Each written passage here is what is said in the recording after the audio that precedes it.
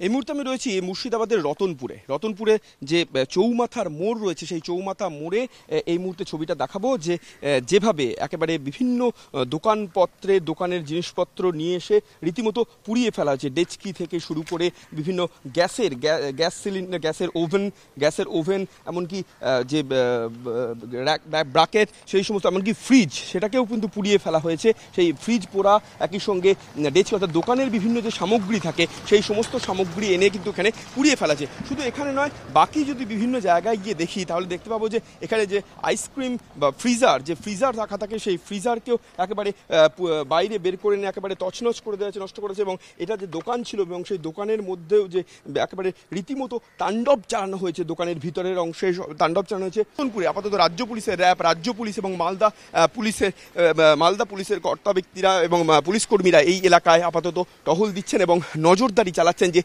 ফের যাতে নতুন করে কোনো রকম অসুবিধা। তবে গোটা এলাকা আপাতত থমথমে। ভিডিও জার্নালিস্ট দেবব্রত বোসের সঙ্গে সুখেন্দু সরকার, রিপাবলিক বাংলা, রতনপুর।